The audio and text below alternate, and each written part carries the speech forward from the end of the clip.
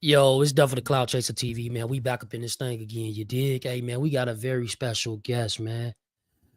Today we gonna talk about this man and his innocence. You know, this is gonna be heartfelt. I'm not gonna lie to y'all. Y'all gonna really understand what's going on. Excuse my voice. I'm still getting over a cold. But we gonna make it do what it do because at the end of the day, this story, this message got to be heard. And we gonna start from the top, man. Yo, D, can you introduce yourself, bro? Yeah, man. My name is Isaiah. My government name is Derek Josie. I'm also known as Demoe-Dog, aka Mo-Dog, from South Jamaica, Queens. For sure, bro. Jamaica Queens in the building. You know what I'm saying? And I know, back in the day you had affiliation with Supreme Team. We ain't seen you on the Oh yeah, documentaries, American Gangster, things of that nature. So your story is definitely been put out there, but just not put out there. We gonna get to it today. We gonna talk about it. So let's start from the beginning, bro. Like tell us, like basically, I remember you telling me, these guys, they jumping out. What would you call them? Would you call them a gang unit or they jumping out? yeah. They call them, they called them the street crime unit. It was a unit that was out there race profile, you know. And on December 25th, around 2:30 in the morning, I had called the cab because I was going to the hospital healing from a gunshot wound. When I thought I heard the cab from my apartment, I walked down the street. My apartment is on 106, 159th Street, 106 and 36, 159th Street. I walked down to 108 and 159th. When I walked down there, four officers jumped out the car with their face wrapped up. And it was kind of strange because they didn't approach me, but they all got on one knee and aimed the gun. But I couldn't tell who they was or what they was. So I thought it was a robber. So I offered them my money. You know what I'm saying? And he was telling me to get down on the ground. And the noise I was making, it woke people up in the project. So when they came up on me, they commenced to put their hand on me, start beating me up and threw me in the car. When I got to 103rd precinct where they took me at, they noticed that I had a gunshot wound that was healing from my stomach that was still in the process of healing, and I was bleeding from my stomach. They called the ambulance and took me to the hospital. At the hospital, these officers, you understand me, the rest of them, there was one black officer with these officers, but the rest of them was Caucasian. When I got in the hospital, they commenced to put hands on me and continue to try to smother me out. But it was the nurse that came in. You know what I'm saying? And Sean's name is Sean Phillips. And he stopped them. He intervened. At that time, I was waiting in the hospital for 12 hours in scene under the stress that they had put me through and the abuse that they had done to me. The doctor wanted to keep me over for psychoation evaluation. Remind me this is Thanksgiving Eve. I'm trying to get to the hospital and be there with my family. But, quite naturally, that didn't happen. So they told the doctor, he's all right. They came to me and told me the doctor want to keep me. Tell him you're all right. You just got a disorderly conduct ticket. Remind you, I refused to give them my name. I refused to take them fingerprints because I said no. At that time, I was released after seeing these people in the hospital. But a letter was sent to the court telling them that the state of mind I'm in, I need to be evaluated and seen by a psychiatrist. However, when I went to court, I went in to see the Raymond judge. This was on the 26th. When I went in to see him, the Raymond judge said he's not going to arraign me because I have a warrant, and he wanted to see what this warrant's about. The disciplinary system that he do to Raymond now. However, they adjourned it. When I went back in the back, I passed out. from the pain that I was having from being beaten and in the process healing from a gunshot wound after I was shot the year before that, 4 times in a robbery, being robbed. However, when I got back to Queens General Hospital, I was in there, and while I was waiting for medical, I seen that they was planning on putting charges on me that I didn't have, drugs. And when I went to the bathroom, I came back out. I had one officer guarding me, just one officer. And when I came back out the hospital, at the bathroom, we walked through the emergency room. In the process of walking through the emergency room, there's a bunch of people. I had one handcuff on my wrist. I was in a hospital gown. I ran out the hospital for my breathing, to the fact that I did nothing wrong to be in the custody. I ran across the street, jumped over a fence, and I was gone. At this time, a disorderly conduct was put up to, drug charges, felony, and assault on a police officer. Now I was being looked for. That looked for to be brought into custody. I was being looked for to be murdered. Everywhere they was going, they was telling people, let them know that when we catch them, we're going to kill them. I spoke to them on many occasions when they was going to people's houses as my family and friends looking for me. And I would tell them, what you looking for me for? I did nothing. And they used to try to advise me to come in. But I told them, nah, I'm not coming after what you've done to me. However, I wound up going upstate where I used to live at. And I was arrested up there. I was arrested January 8th. The escape happened on November 26th. But when I seen the judge and he adjourned the case, when he resumed that adjournment, he didn't put a warrant out on my arrest for escape or assault on police. He auto-armed me in my own economy because they knew I had no right to be in custody. So now I didn't come to know all this while I was on the run until I was put into custody March 19th, when New York City police came to get me, detectives. They came to get me on 19th from Columbia County, 13th,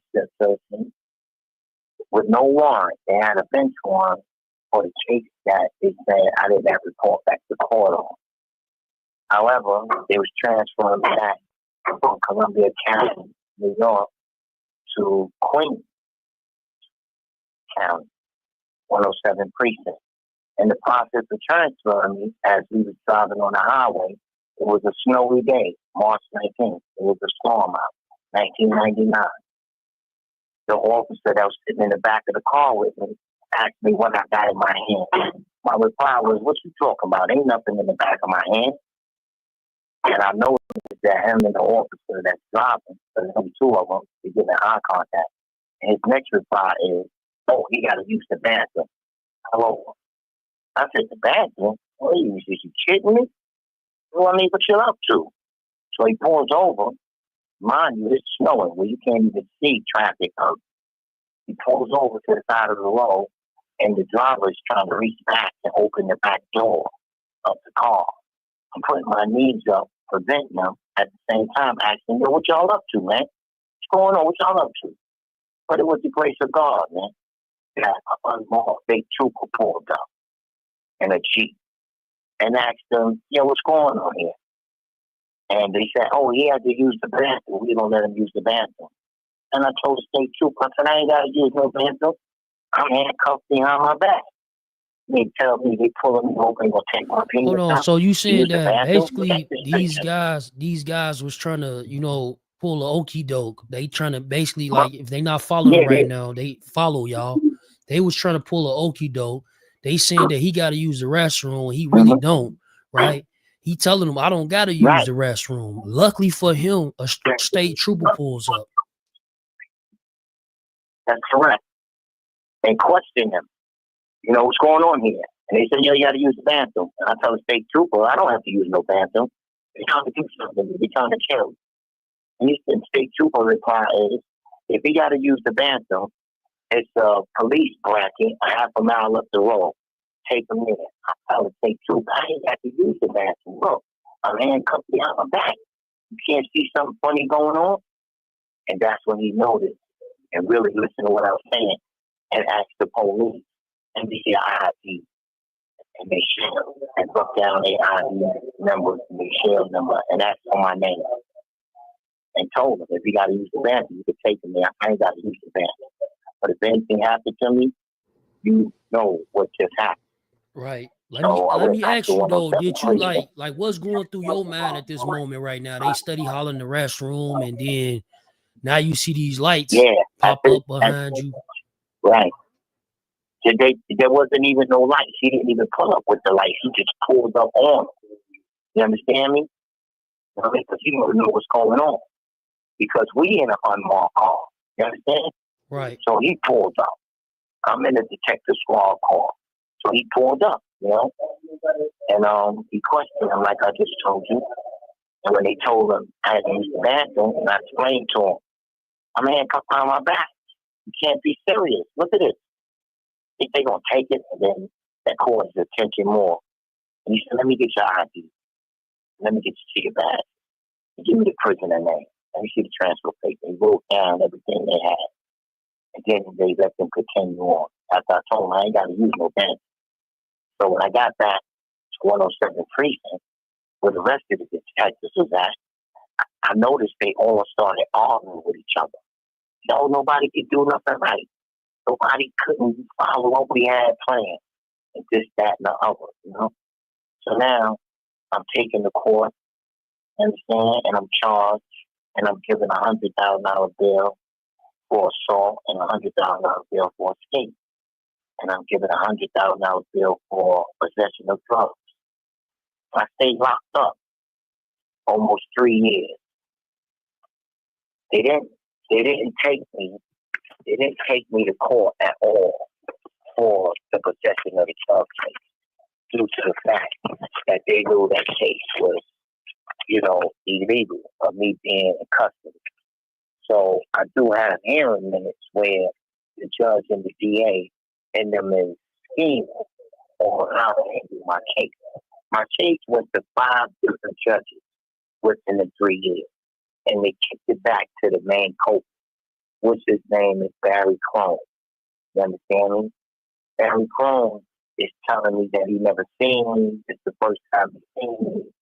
Cases usually go from 1 day to 6 months to trial. In this case, been going on for almost 3 years and has no hearings been held. My whole time being locked up for 3 years, I never had a legal visit. I had 7 lawyers on my case. Nobody never came to see me.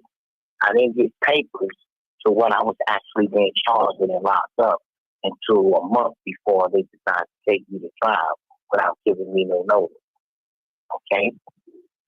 When I went to go to trial, I told them I don't want this lawyer because I never seen him. You understand me? He never talked to me about no trial. And I want a lawyer that's going to represent me because I'm innocent. And the judge told me I'm holding a forfeiture hearing. And I didn't come out to the courtroom unless they give me a new lawyer. And he held the hearing without me present and forfeited my right to counsel and made me represent myself. In the process, when I came out in the court and he gave me notice of what his ruling was, that I got to represent myself, I was sitting at the table by myself and I had to stand by counsel. The same guy, Kevin O'Donnell, that I didn't want to be my lawyer. But what was strange was the lawyer was sitting at the table with the district attorney, Sean Clark, with 2 court officers in between us to paint a picture like I'm this type of monster. My jury was not on my peers. My jury was ready. Running on the trial for police assault. On my jury, I got a police lieutenant and I got a police sergeant on my jury that's sitting next to each other. I also have 4 members of the jury that got kids that's police. In the course of me going through trial, every witness they put up there against me, I showed that they was lying. I showed that the conspiracy is out in the open. You understand me? During trial, I asked the officer that led that I saw to him because I had his medical record. I asked him, I said, tell me what happened on November 20th. And his testimony was that he was walking me back from the bathroom, and I spent around and punched him in the face and threw an EKG machine at him and ran out of the hospital gown on. And ran into the backyard over a fence and disappeared. However, he didn't tell the truth at all. I never saw him. He didn't have that one witness. He didn't even have records of like this situation happening, like far as like did he have medical? Did he have anything like that? Yes. Listen, I had his medical record. You hear me? My thing was this. I'm going to explain that. I asked him, I said, what time this incident happened? He said at 7:20. I said, how long did you look for me? He said, I looked for you for 15 minutes. I said, okay, that's 7:35. I said, after 7:35, what did you do after that? He said, I went and I was interviewed by the captain, the hall captain. And I said, okay, how long was that interview? He said that interview was like 10 to 15 minutes. I said, okay, let's go on 7:55, 7:50, okay? I said, after you was interviewed by the hall captain, where did you go? He said, I went to get medical treatment. I said, where did you go to get medical treatment? He said, I went to Jamaica Hospital. I said, you went to Jamaica Hospital. I said, at Jamaica Hospital, what did you tell the nurse when you went in there? What injury did you complain?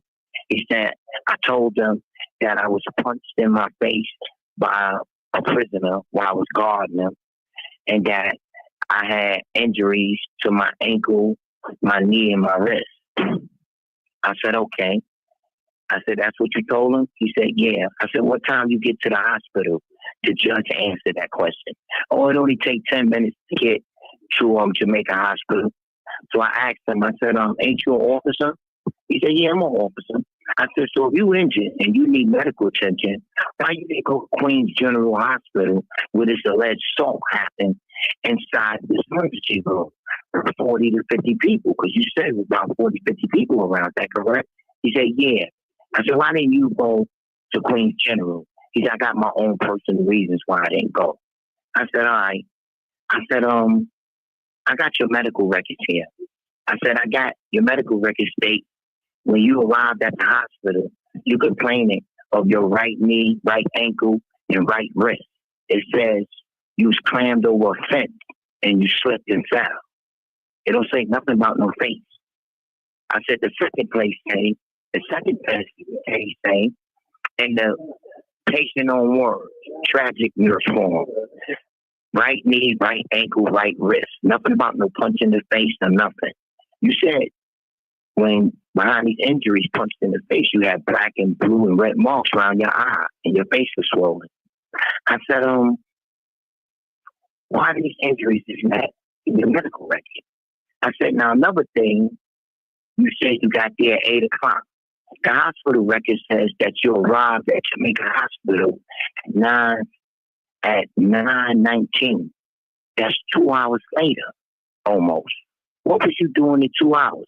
The DA said, objection. The judge says, you got the medical records copy? He said, I got him. He said, what time it says he arrived? It said he arrived at 9:15, 9:19. He said, all right, that's around the time. I said, so what was you doing in that time? Was you getting your story together? I said, okay. I said, sometimes they think people make clerical errors. I said, I'm being charged with assault. You said you've been assaulted. You understand me? These people will have pictures of your injuries. Do you have any photos of these injuries? So the DA go, objection. The judge go, no, ain't no objection. Do you have any photos of the injuries? He says, no. He said, do you have any reason why the medical record is not supporting your injuries? He said, no, but I told him. I said, okay. I said, I see on the back page that you said And on the back page of the medical records, because I got a copy of his medical records, I said the back page says no days off, no work days off, no nothing. There's nothing written saying that you injured or anything. I said, did you get comp off? The judge answered the question. Did you get work compensation off for your injuries? The police answer, yes, I got work compensation days off. So I said, how many days you got off? He said, I got 2 days off. I said, the incident was on Thanksgiving Day. Did you get Friday and Saturday off? The DA said, objection. Judge said, no. We could do it in a holiday, holiday spirit, Did you get Friday and Saturday off? He said, yes. I said, well, Your Honor, I got the medical record in that says Jamaica Hospital didn't give him no days off. So who gave you the 2 days off? He says, I went to see the police specialist, and he gave me 2 days off. I said, this police specialist? I said, Your Honor, at this time, I like to stop, you know what I'm saying, excuse me, questioning this defendant, cross-examining him, because I don't have a copy of these medical records that says he had 2 days off. So the judge says to the DA, do you have copies of these medical records that the police specialist gave him 2 days off? And the DA response made the judge mad. The DA's reply was, I never knew he went to see no police specialist. This is the first time I'm hearing about this. So the judge screams on the DA, this is your witness. You're supposed to pepper him. What you mean you don't know about this? You can't be serious. Like, yeah, I'm telling you, I didn't know about it. So he said, who I got to call to get these records? Because this is a violation of Brady. He said, call whoever you want to call. So he said, listen, get them off the stand, get these records, and get back here and make sure you pep them before that. So I said, hold on. I got one more question before you get them off the stand. I said, before you take them off the stand, I got a question. He's like, no. I said, listen, I got a question. I asked the question.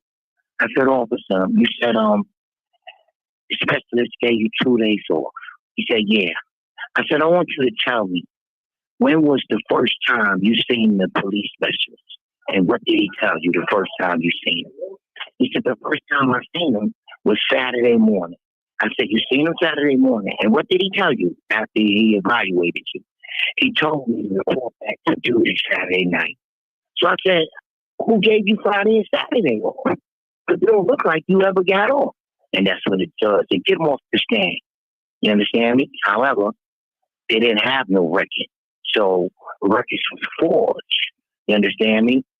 To say that he went to see a police specialist, even though you don't go see a police specialist for no alleged punch in the face. There was no medical records. There was no pictures. There was no doctor, you understand me, that testified to his injuries. They got mad at me for taking this case to trial. Before I went to trial, I was being charged with a misdemeanor assault and escape. But I refused to accept them charges. I was offered 2 to 4. Being that I didn't accept these charges, and every witness that they put up on the stand against me, even from the guys that arrested me, the street crime unit, who was racial profiling, who put hands on me and beat me. If I would have ran that night, they would have gunned me down. What? November, December, January, February. 3 months later, the same street crime unit, racial profiling police, shot Amadou Diallo 19 times, shooting at him 41 times. The same police, okay? That broke that unit up, all right? They had one black woman on that unit. And when she spoke up about the racial profiling, they suspended her and put her on a desk. But after she spoke up about what they was doing, she was promoted for speaking up and taking a stance against the racial profiling. Little did I not know when I was at trial, and I questioned the arresting officer who arrested me, because the judge told me, if you call this officer, he's going to speak about you being arrested for drugs. So I said, call him. You understand? Because I know I didn't have no drugs. This is his testimony. Reading from the minutes. James Baptiste. Gregory James Baptiste. Okay? The judge asks Mr. James Baptiste. He says, I'm going to turn your attention back to November of 1998. Where was you working back in November 1998. He said, I was working with the with the Queens South Street Crime Unit. What was the general You have 1 minute left. Okay. Give me a minute. Take the time up, folks. You heard me? Say less, say less, say less. Salute. All right. The caller has hung up. So, y'all see what's going on, gang. It's live from the feds, right? We live from the feds right now, And hey, Ghost, what you hearing about this, bro? Like, you following what he's saying, bro? Yeah, I had tapped in and out though, so like I'm trying to catch up to where he at now. You know what I'm saying?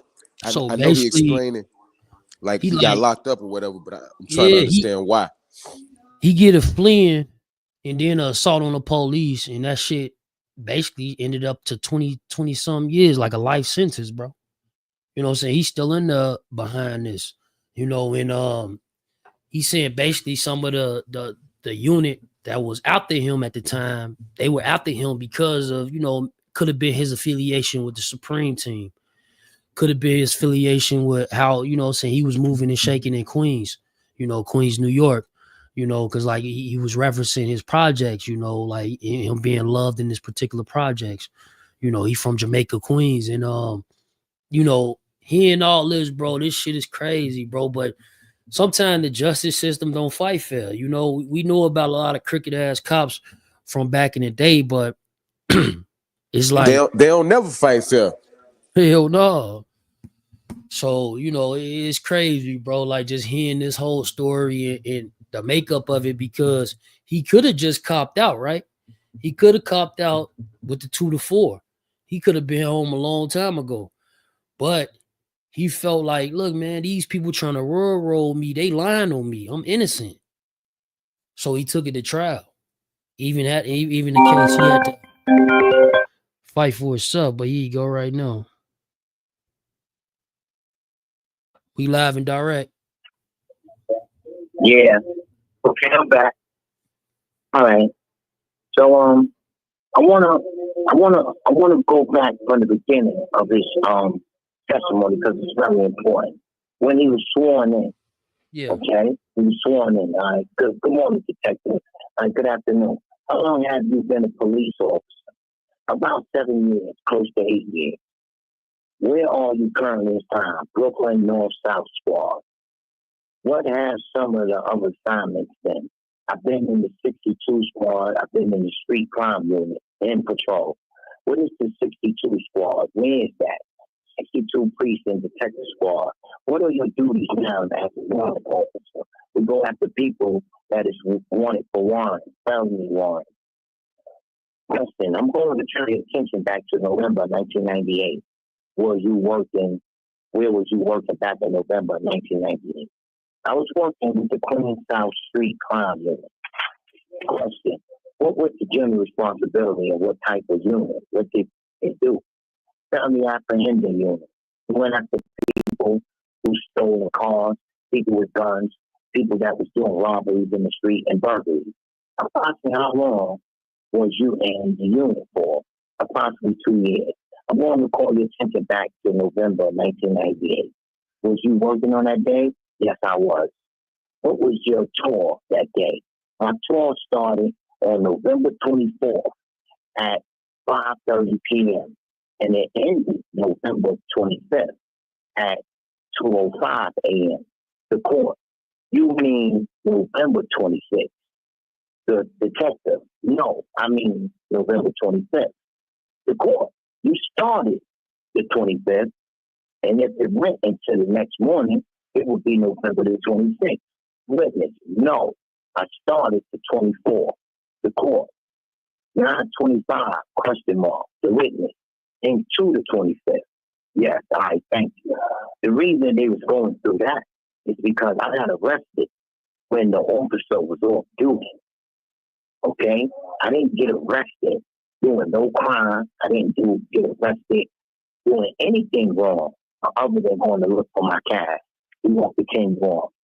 Who was you working with that day? I was working with Officer Joseph Matisse and Sergeant Williams Brighton. There's another officer, but they don't mention him. Okay, it goes on. He said, what area was you covered? We was covering the South Jamaica area, which is the military precinct, Far Rockaway, which is the 100 precinct and the 101 precinct. Were you in plain clothes or uniform? We was in plain clothes. Was you driving in a car or on foot? We was in a car.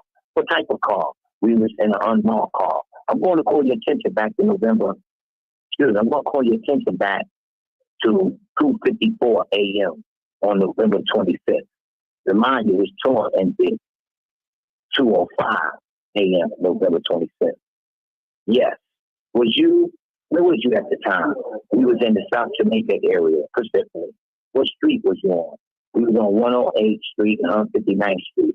I don't mind anything that could show you that will refreshing your recollection. Online booking, Mr. Clark, that's the DA, Your Honor. I ask that the witness be shown this sheet. If you would just first show it to Mr. Josie so he'll know the document is being refreshing. The court. Detective, does that refresh your memory as to what street you was at that time? Yes. What street was you at? 159th Street. When you was on 159th Street, was you in a car? Yes, I was. Who was you with? I was with police officer Keith and Sergeant Bright. What did you observe at that time? Describe what you saw. We observed two males at the time.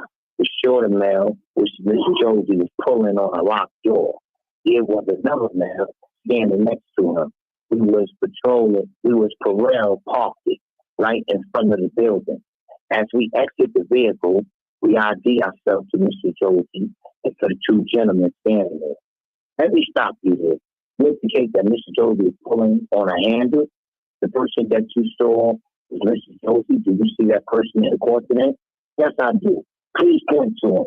Describe as the article of clothing he's wearing. The gentleman sitting there with the bald head and the green jacket on.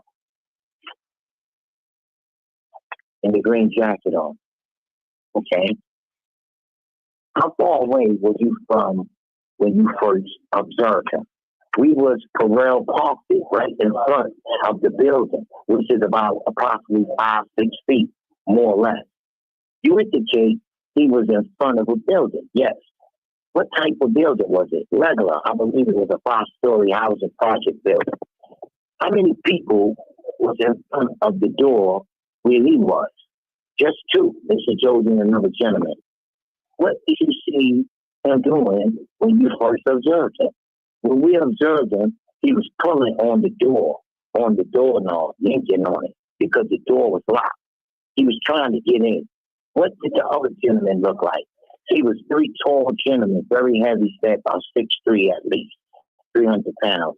After you made these observations, what action did you take? We exit the vehicle. We ID'd ourselves to the two gentlemen. Mr. Defendant continued yanking on the door. As I got closer, he had a plastic bag in his hand. He tossed it to the floor. As I approached him, I looked at the bag. I noticed I believed to be crack cocaine in the bag. I picked it up. You indicate that the bag that fell to the floor you believe to be crack cocaine? Yes. What did you do with the bag? I picked up the bag and I vouched it later. What did you then do after you picked up the bag? I placed Mr. Josie under arrest. What was inside the bag? Numerous.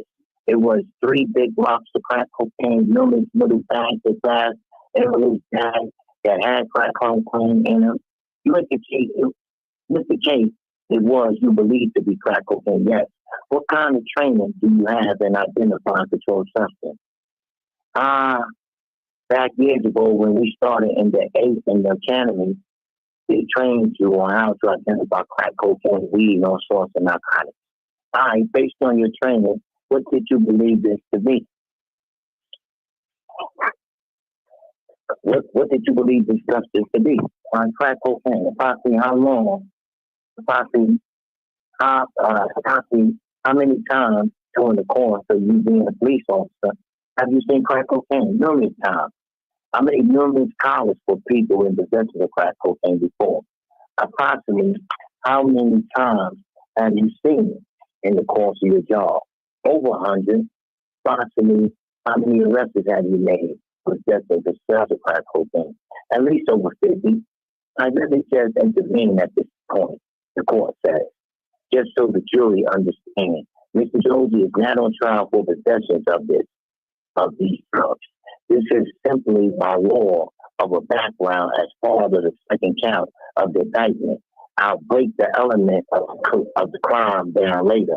But part of the element of the people proving the second charge of escape in the first degree is the people established that Mr. Josie has been in custody charged with a B felony.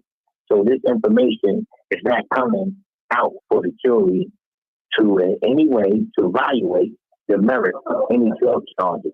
That's not what this case is about. This is simply coming by background to allow the people to try to establish the element of the escape charge, which is that Mr. Josie is charged with escaping while he was in custody, charged with a B felony. And that is the limited purpose of this testimony.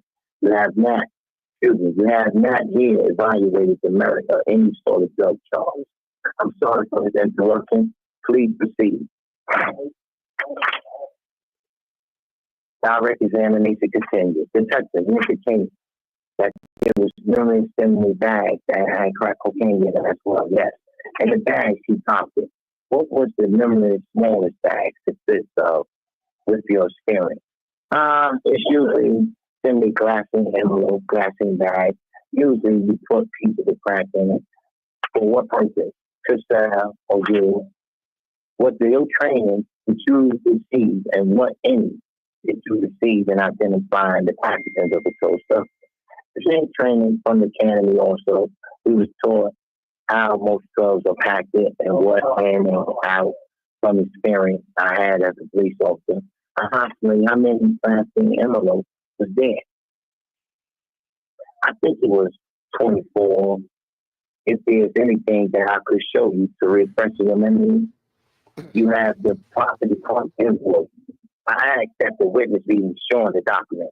First, show it to Mr. Josie, and the detective has looked at the document. Does that refresh your memory as how many plastic envelopes there was? Yes. How many plastic envelopes was there? It was 26 actually. 24 had crack in it, and 2 was empty. Now, just for identification purposes, what is it as plastic envelope? It's a similar. It's similar little envelopes up. It's clear in color, usually has design on it. Usually that was the drug dealers do. They design it for which the areas that they are selling. All right. What if any else did Mr. Josie have on it? Mr. Josie had, I think, also besides the glass cane and the 3 big rocks and U.S. currency. He also had U.S. currency. Apparently, was he being charged with a B felony? What is the B felony? What is that? Criminal possession of controlled substance in the 3rd degree. You indicate you took him back to the 103rd precinct. Describe what you did with him when you got him back to the 103rd precinct. Once I brought him back to the 103rd precinct, he was placed in front of the station house desk where the test sergeant sat and he pedigreed the information that was taken. And he pressed him into the cell area, into the cell where? What was the purpose of putting him in the cell? Once you arrested, that's where you go. Yeah. You go into the cell. So While look. you was in the cell, you losing them a little bit. You losing them a little bit. Okay. You losing them a little bit. All right. The fact okay. Right now you stay in the case, right? You stayed in the case, right? All right. So right now, what I want to do is I want to go to be cross-examine this same officer. You understand me? And just give you a pre-telling of what he did when I question him. Okay? So they don't be lost. Just to show that this is a whole. You understand that I'm innocent and that this never happened. Okay? Right. But what I want to do is I want to go into me cross-examining him. Okay? Now here we go. All right.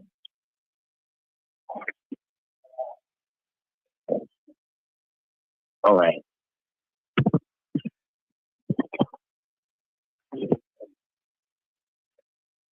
We can hear you. All right. Okay, here we go. Okay, we're going to go into me questioning. Okay. All right, here we go. We're going to go into. All right. Now I'm getting ready to question.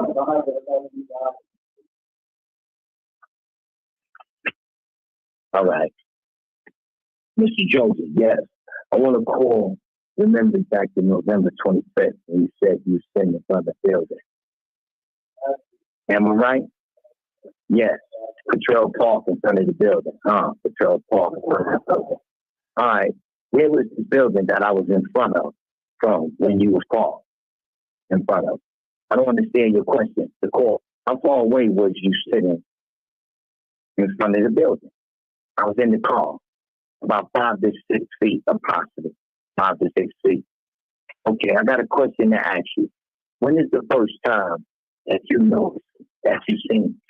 Well, the building he's in front of is 108, 159. We was coming down 160th Street, and I made a right turn on 108. When I made the right turn, I seen him and the fat gentleman standing, looking down at us. At that time, he decided to walk to the door and pull on the door. The judge, oh, so you wasn't Pharrell Park when you first seen him? Oh, no. But you just said you was Pharrell Parker. Okay, what happened? My question continued. So what happened? Well, he walked up on you, and when he walked up on you, you dropped a bag of drugs out your hand. You said in recovering of this incident, you recovered $104 out my left hand. Yeah. Okay. So read it with drugs. What hand this drugs dropped from? I asked the officer. He said, I don't know what hand the drugs fell from. I said, where did it fall from? He said, it didn't fall from your hand. It just dropped off you. So when did you notice this money that you claimed you got out my hand? He said, when I was putting handcuffs on you, you had $400-something in your hand. So he just testified that I was pulling on a locked door and that I turned around and this bag dropped that you identified drugs. Now I ask you, understand me, where did these drugs come from? You say it just dropped off and you don't know which hand. The court. Do you know which hand it came from? I'm not sure which hand it could have been. It could have been the right or left. Understand? Okay. What did you do with him? With me? Oh, I put you in the car and I took you down to the precinct. You understand me? It shows that the officer gave 2 readings of a crime that never took place. You understand me? The reason I questioned him, I said, hold on, Your Honor. You will get to finish. But I got to say certain things when I want to say them, and you are to wait for me. I always get to go first. Okay. There's no testimony about active backgrounds of the other 2 officers in any way. Even though that question was asked, objection was raised to saying, which I deem irrelevant. Finish your question, Mr. Jody. And your felony complaint, if you not, where did you receive this money from? The money was taken from your left pocket, from my left pocket. In this hand, where did you recover this $405? From the defendant's left hand. From the defendant's left hand. So after you found these drugs, you just said, you handcuffed me. And when you found this money, because that's what you just testified, that you see in cocaine, you noted, objection, override. Where did this money come from? The money came from you, sir. What was the money recovered from, Mr. Josie? And after you handcuffed him, or before you handcuffed him, the witness? What was recovered from his hand during him being handcuffed? So he just testified that I was pulling on the door. He just testified that when I turned around, money dropped. He testified that you was parked in front of the building when you first noticed me. Then when I questioned you, you testified that you noticed me when you was driving down the block and I seen you and I turned and walked. The judge, you don't know what he's seen. Objection. You don't know what nobody's seen out of his eyes. And you stated that you was parked there when you first seen him. Oh, he wasn't parked. He was coming down the block. Okay? So now, okay, we continue on. Ask your question, Mr. Jody. You said you took me to the precinct after this. Yes, sir. Because I don't recall ever being arrested for drugs. I recall being arrested for you pulling your punch out, the street crime unit, and me cursing you out. Mr. Jody, you can't proceed. You are white, your white partners cock your guns at people's heads, and you put hands on me for nothing. And now I'm sitting in court being charged with drugs that I never had. The judge, you can't just say that. You have to ask a question. No, I'm telling you what happened. I've been sitting in jail for 3 years for this case that you're arresting me for. I've never been to court for any of these charges, for the drug case, no hearing, but you're taking me to trial for assault and case. How did I get into custody? Okay? So that shows the testimony of me being arrested. I never had drugs. The police was off duty when they arrested me. And they continued to with the trial, with the rest of their witnesses. Every witness that they put up on the stand against me, you can read my trial minutes. I showed that they was lying. I showed that the trial never happened. When the trial was finished, they went in the back. As the trial was going on, the jury was coming out to the judge, telling the judge that the jury room was 30 below zero, that they freezing. And the judge would tell them, I have no control over the maintenance. They're like, we're cold in here. So when the trial was over, which proved my innocence with the medical records, which I proved my innocence with every witness that got up on the stand. Right. They had a hospital police officer come and testify to the injury that he said he witnessed. He told a whole different story. The judge says, disregard his story because you want to hear from the officer that got assaulted itself. You understand me? My thing is this. Every witness that got on that stand, even one of the witnesses that testified that they seen something that they didn't see, apologized to me on the stand. But I told her, understand, old lady, that it's the DA that's doing it, okay? The bottom line is that they went in back for deliberation and came back in 7 minutes with a guilty verdict. That's not even enough time to set up and everybody to set the paper up.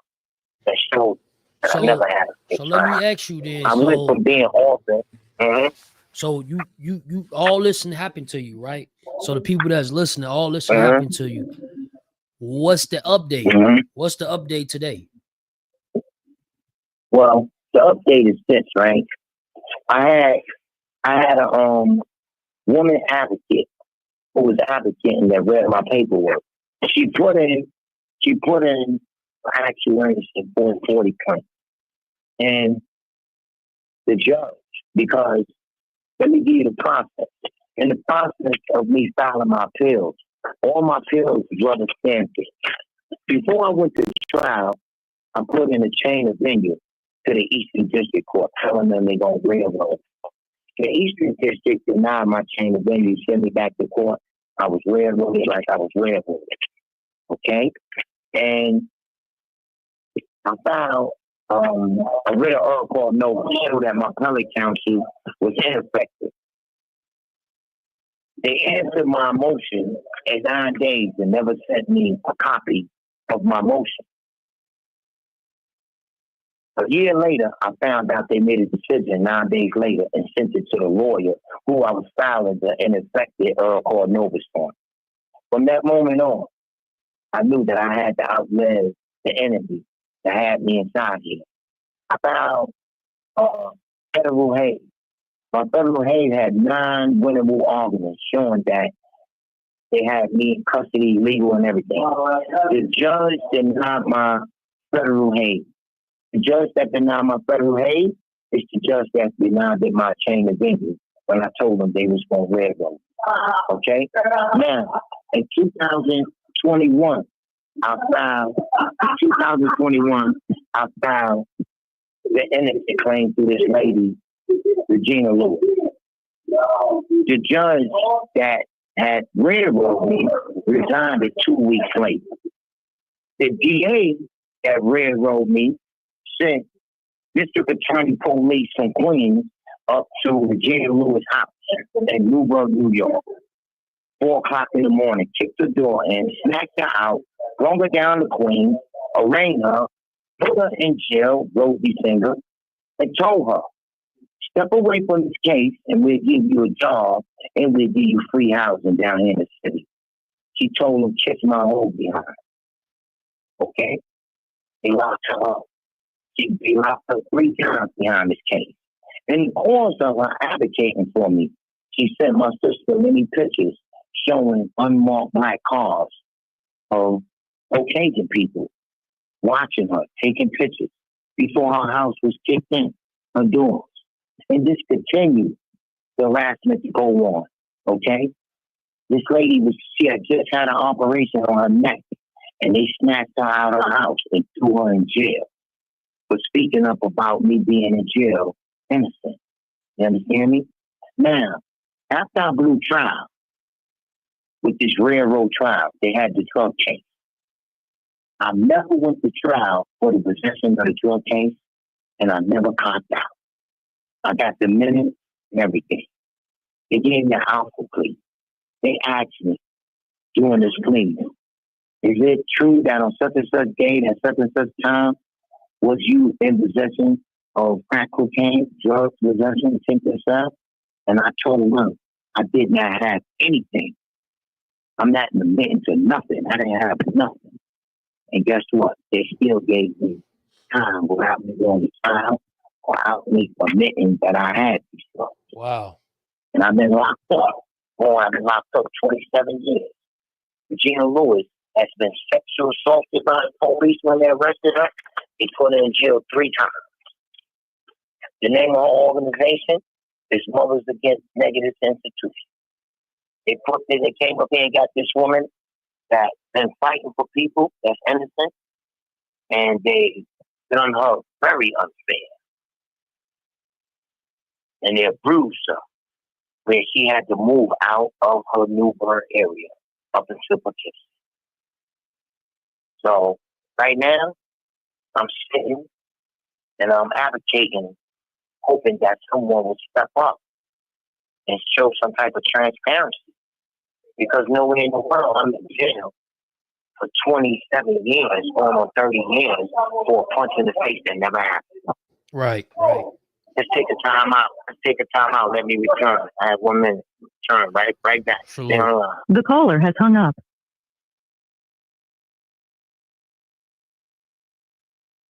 Caller has hung up. Man. Caller has hung up. What a story. Man. You're going to get back to it, y'all. This is crazy. But if he don't fight for his innocence, who going to fight for him?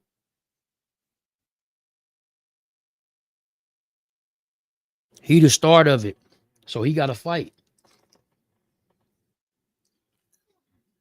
I know it sounded a little long-winded, but this is life story, gang. For real, for real.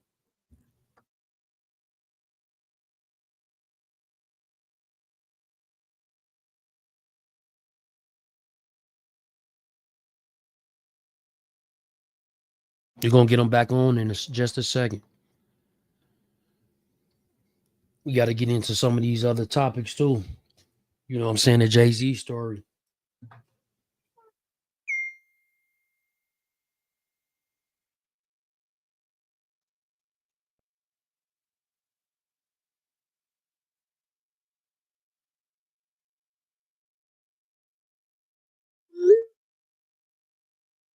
We're going to get into the Supreme Team, how you know them and all that.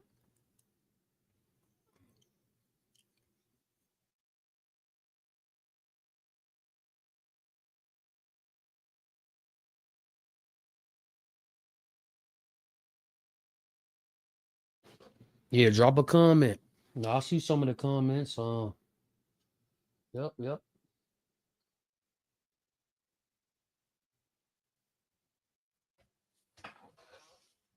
Vince Carter, for sure.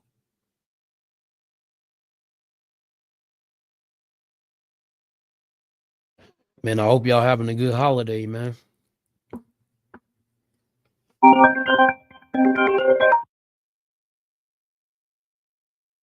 We live and direct.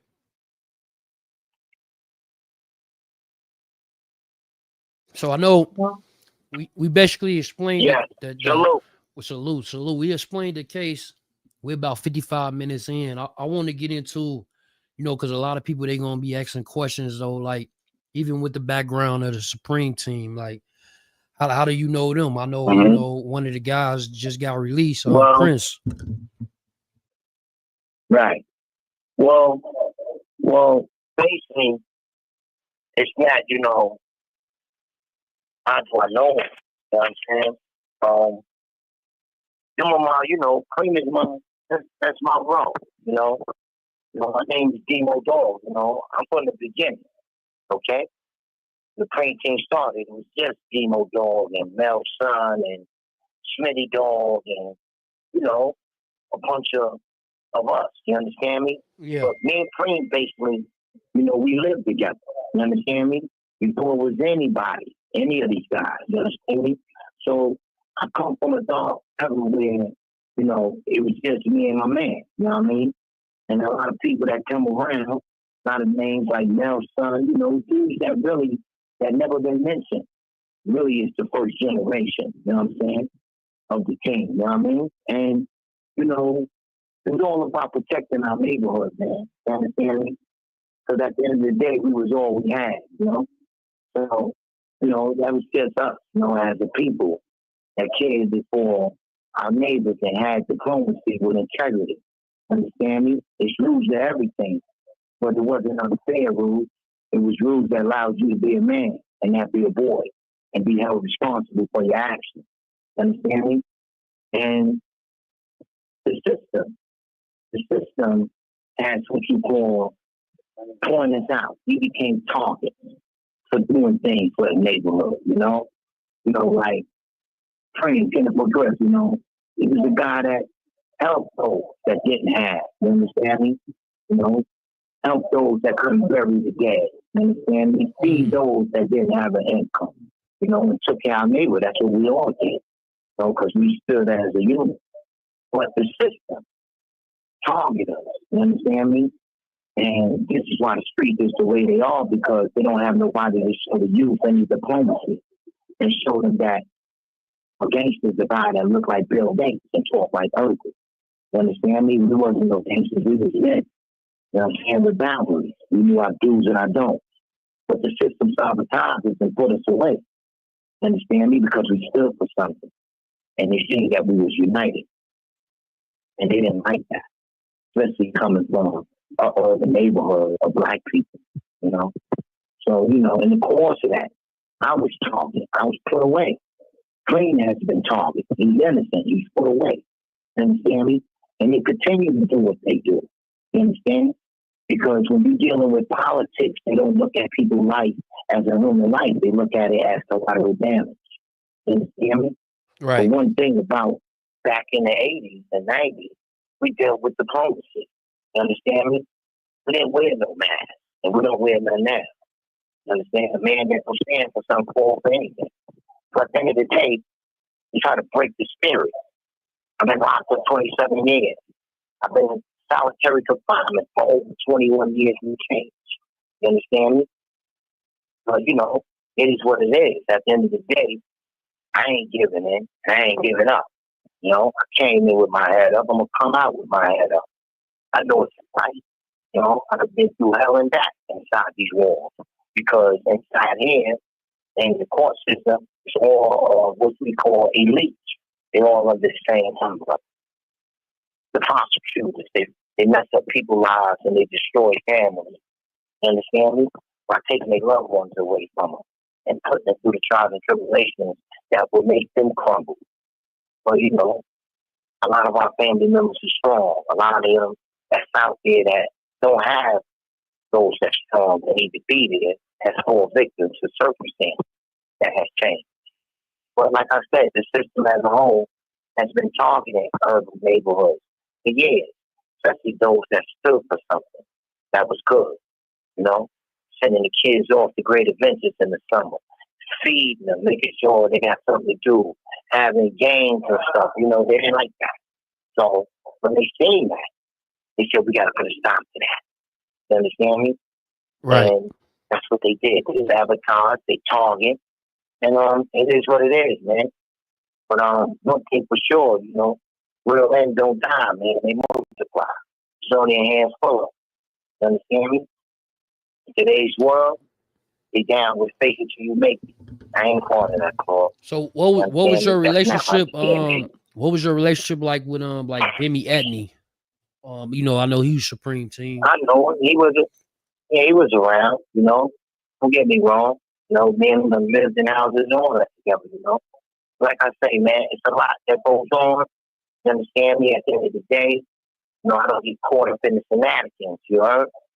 You know, it's a lot that goes on, you know, and I don't listen to it because that's not my purpose and my focus, you understand me? I don't listen to what the streets say. A lot of people talk and don't know what they're talking about. A lot of people talk and do know what they're talking about, you understand me? At the end of the day, man, everybody got to face themselves, you understand me? What you put out in the universe is what you want to get back, you know what I mean? If it's something that's there, you know, it come out. If there's nothing that's there, then it ain't going to come out. But one thing for sure, two things for certain. The commercial come on TV, it goes off. Behavior never lies. You understand? Where I'm from, we get it, but we don't buy. You understand? We stand with a purpose, you know? So a lot of people, they like to talk. Guys like Prince, you know, I'm listening to you. Prince just came home, and like does he give you like hope? Yo, listen, I know it's hope, man. I know he was gonna come home. Know why? Because he's a fighter. You understand me? And one thing about him, and like myself, he know what side his bread is buttered on, and it ain't buttered on both sides. He know what the enemy is. He know what the enemy thinks. You understand me? Because they ain't never been for the people. You understand me? So just like they gave it to us, we got to give it back. Because I ain't taking none of this time, and he didn't take it. That's why he gave it back. Understand me? And he didn't allow what you call diversity to break him down. He's still firm. And him standing firm allow him to see past. Because he knew on the other side of defeat was victory. That's why he won. Yeah. And I will continue to win. Like he has won. For sure. Because we already won. You know what I'm saying? You can't break us down. You're going to put us through it. You know, it's okay. I'm good with that. You know what I mean? But I ain't guessing. I'm not, you know, looking past what's in front of me. You know, when you're dealing with problems in this world, you just can't say they wrong. You got to look at the reason why it became wrong. Then you tell them what's going to happen if they stay wrong. Then you give an option and solution to move along. But you just can't say it's wrong. Because the reason why the right went wrong. And the reason why the right went wrong with us is that we were shenanigans doing something that they didn't like. Yo, Demoe. So a lot of people like on the internet, they've been speaking on like E-Money Bags, you know what I'm saying? And Big Nose Troy. Did you have a relationship with them? I know both of them. I know both personally. You know what I'm saying? And like I said, man, you know, some people in the street, you know, don't really know how to respect the laws of the street. And the street be what it be. You understand me? It speaks for itself. You know what I mean? You know, some people just be talking just to be talking. You know what I'm saying? Where I'm from, man, we don't kiss and talk. You know what I mean? We don't kiss and tell. We not with none of that. You understand me? I don't know what they was doing, but I know that they paint a picture against individuals just to put them where they want to put them. You understand me? Yeah. But you can't say, you can't go to the forest, you understand me, and go hunting and fall in a hole and complain about falling in a hole. You understand me? Because the jungle is the jungle. Understand me? So I don't speak on mishaps or what happened because that's very irrelevant to me. That's, you know, irrelevant. I don't even talk about that. You know what I'm saying? You know, we looking at what's in front of us. You know what I mean? What's behind us, we leave it behind us. You know what I mean? You know, but they got innocent people in jail, and they use our own to put the ones that stood for something behind bars. You know what I mean? Instead of people just looking at what it is and what it ain't. Look how the streets is now. The youth don't respect nobody. It's not that they crazy, they out of control. Their behavior is a cry for help. I know it's a cry for help. You know why? Because they not holding court with the police. They putting their gun in. They coming in. Understand me? If you out of control, do you hold court in the street? So that's not the issue. You're not giving them guidance. You're not giving them something constructive to do. And you're not showing them a better way. Instead of you pointing fingers. And when you point fingers, you got three pointing back at you. Enough is enough. You don't catch a sore up, what happens? It weathers into a wound. Let's catch the sore. For sure. So it don't become a wound. You know what I mean? That's basically it. You know what I'm saying? You know, all this stuff that goes on in this world is politics, man. It's time for us, man. You know, it's time for us to take responsibility, man, and clean up. You understand?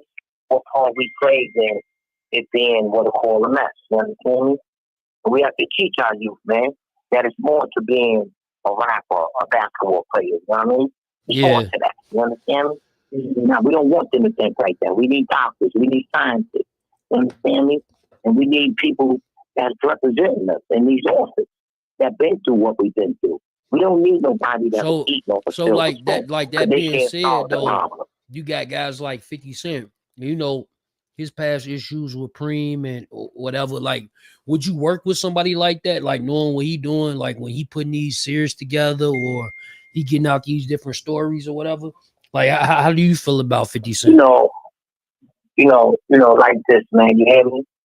You know, 50 Cent is being what you call a productive black man that's doing what he has to do as far as being a businessman. You understand me? You know, he's not Preem enemy, and Preem is not his enemy. You understand me? Because if you have enemies, you can't be able to grow. If you stuck on yesterday or stuck on what people say, you'll never be able to be who you are, live to your full potential. What's behind you is behind you. We're looking at what's in front of us. That's what 50 Cent is doing. He's looking at what's in front of him. You know? Right. They talking it, they liking it, he loving it. You understand me? He giving charge. He's being productive with doing it. But all of them know who I am. You understand me? Because I lived in the streets with rules and regulations, and I had what you call integrity that I would never lose. You understand me? Because I know my do's and don'ts. And when I got arrested, I was working with a lawyer, Mr. Michael Mays, you know. I was in the court from 9 in the morning to 4 in the afternoon, scouting, getting, you know, people legal help and assistance, going into the courts and tenants that's across the street from True Guard. I wasn't in the street. But it's not about me being in the street. It's about me being black and being out there to be for someone else's benefit, a scam, to put me away, to sabotage my freedom and my family happiness, like they do to a lot of thousand other black people. So we need to look at the bigger picture. You know what I'm saying? It is what it is. For sure, that's a good message. You know, like even, you know, you been in there incarcerated, you been in the feds for all them years. Like, is it some of the guys like? I'm in the state. Oh, you in the state? Okay, you in the state right now, live from the state. I'm in the state. Right. Who you ain't came across, bro? Who you ain't came across all these years? Listen, man. Anybody that was in the state, man, you know, I come across many people. You understand me? I come across many people. You know, I've been locked up. You know what I'm saying? With Brooklyn legends and stuff like Davey Sam, Ron Jew, you know, plenty of them. I can go on, you know. 50 Pete, you know what I mean? Spanish one, you know. Yeah. You know, I've done time with the legendary Rest in Peace Chief 45. That's another comrade of mine. You know, it's a lot of them, you know. I know J Dub all. You know, these are men with intent. Understand me? Hey, man, I know. I mean, but, you know, it's about being able, man, to come out, man, and show them, man, that's out there, that Don't go that way. Because you don't have to commit a crime to go to jail. What you got to do is be in the wrong place at the wrong time. They take your life away from you. So make sure you're someplace doing something productive, man. So you don't become a victim of circumstance. For You sure. understand me? But racism is still alive in America. You know what I'm saying? Don't get me wrong. You got some good white Caucasian people that's against it. You understand me? But when you got the majority against you, peer pressure must fight. You know what I mean? It take a man to stand for something, man. You know, and come and be willing to die. You know, because if you're not coming to die, then you don't really have no reason to live. And I got a reason to live. That's why I fight for what I fight for to the death. That's real, bro. Understand that, right, man? So it is what it is. You want to break me, but breaking is not in it. You know what I'm saying? The reason why they call me who I am, because that's who I am. You know? Before we get up out of here, everything in life is very simple. I know the people they wanted to I know my people wanted me to get with you with the Jay-Z story, bro. Well, you got a Jay-Z story to tell us? Oh, it's my Jay-Z? Yeah, well, Jay-Z. One night my man, one night my little man's in them, you know what I'm saying, was out.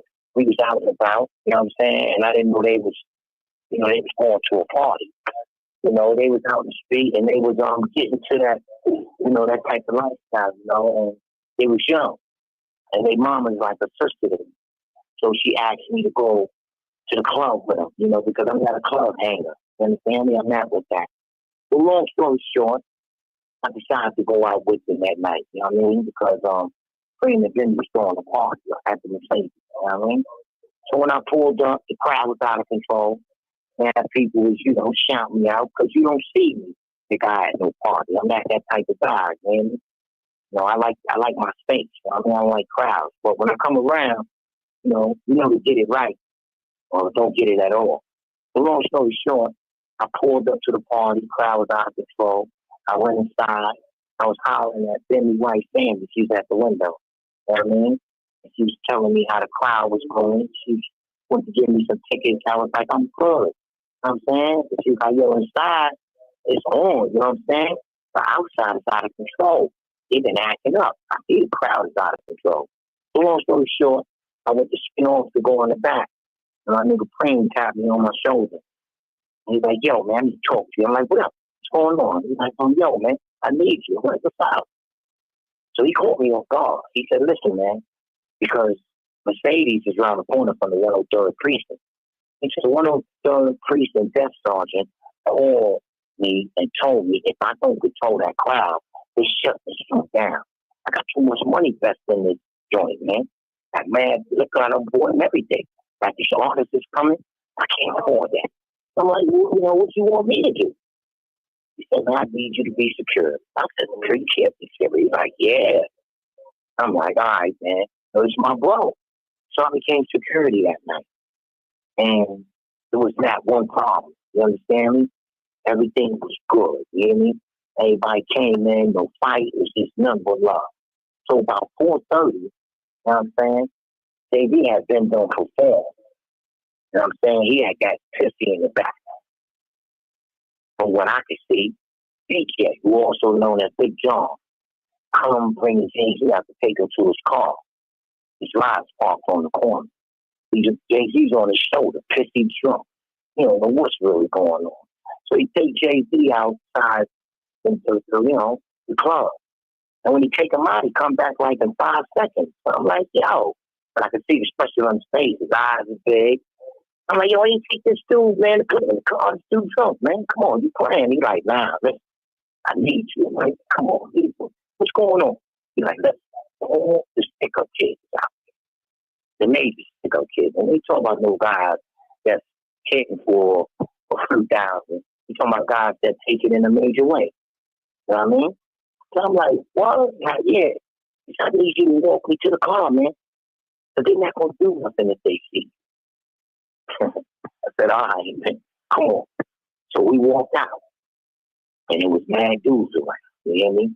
Man, had a tie screwed all when they got there. But these are dudes that, they have that highly respect for me, man. Behind the life I live. So we walked outside the club. They started clapping. And they screamed out BJ name. They said, yo, BJ, you a smart motherfucker. Excuse my expression. You went and got the only right motherfucker that would stop this. And as we was walking into the car, they screamed out, yo, dog, take that shit off that nigga wrist. I'm like, nah, man, we ain't with that. You know what I'm saying? He here with the people. We don't do that. And when we was taking them to the car, two dudes was already in front of the vehicle, stooped down with bandana. But when they seen me, it was like, oh, man, they just started to extend on. Understand me? So once we put him in the car and he drove off, and BJ went back into the club. As we walked in, they scream out. He said, you small, BJ. They're like, yo, dog, what up? They're like, yo, we heard they up in here with their lifesavers on. I said, you ain't lying about that, man, you know? And that was the end of that episode.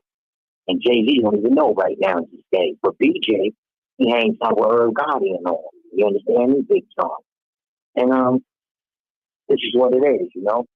But I've been here all these years and Jill don't know me. You know, just to keep it 100, if I wouldn't say to that night, it wouldn't been no Blue Eyes, no, you know, Beyonce. It wouldn't been none of that.